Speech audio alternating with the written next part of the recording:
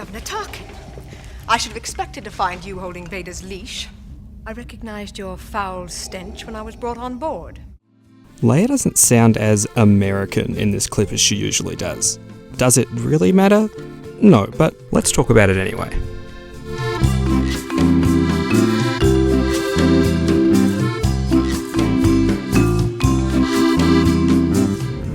Too little short for a stormtrooper. Huh?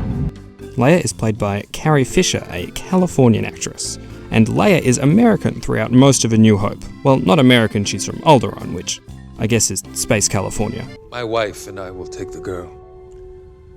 We've always talked of adopting a baby girl. She gives up her native accent in 2 scenes. Her most infamous accent slip-up is in this scene with Tarkin. I'm surprised you had the courage to take the responsibility yourself. Fisher has since given a few different explanations as to why this happened, and has admitted it was an accident. You had a similar thing with an accent. But mine was an accident accent. But there is more going on here. The more you tighten your grip, Tarkin, the more star systems will slip through your fingers.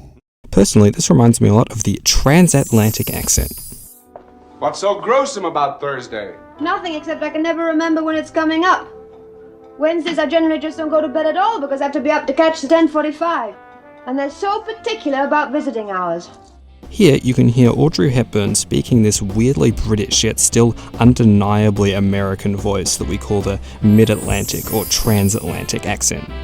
It incorporates pronunciation features that were associated with upper-class prestige in the early 20th century, like the dropping of R at the end of syllables like I do and Southern England does. Did you enjoy the party? Sure. It also took features from the upper class of the US, like long, open, enunciated vowels. He took her in his arms and wrapped her in a warm quilt and carried her off. While this accent is kinda just the result of picking classist features in an effort to sound posh, this was a good call. At a time when radios and televisions had pretty terrible audio, over-enunciating was a great way to make sure you were heard. Hence why we associate this accent with people like Hepburn and FDR. This idea that over-enunciating and dropping your R's was how rich, educated people spoke persisted well into the 70s, eventually becoming a satire of itself in characters like Frasier and Mr. Burns.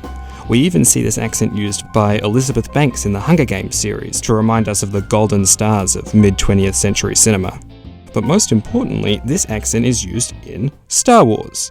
Listen to Grand Moff Tarkin in this scene. I would like you to be my guest at a ceremony that will make this battle station operational. No star system will dare oppose the Emperor now.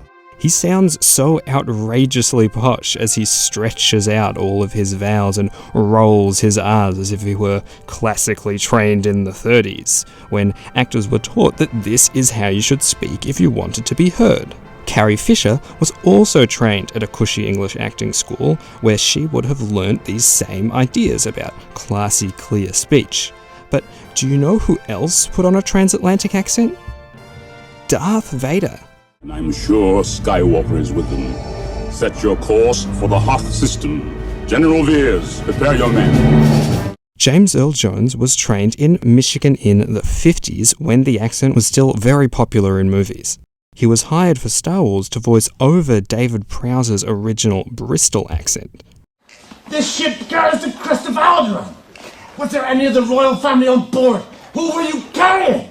And yeah, I say I agree with Jones's decision here to play a transatlantic accent. But it's a little unsatisfying to just say Carrie Fisher was accidentally British during this scene, especially when you consider the spectacular voice work of the other actors in the movie bringing ambience and subtext to their characters.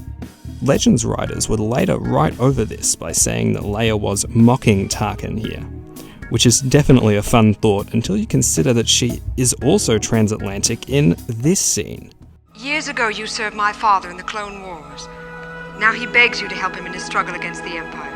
The Alderaan scene gets talked about a lot, but I never find anyone mentioning how she does a similar thing to her voice for much longer in this much more famous scene.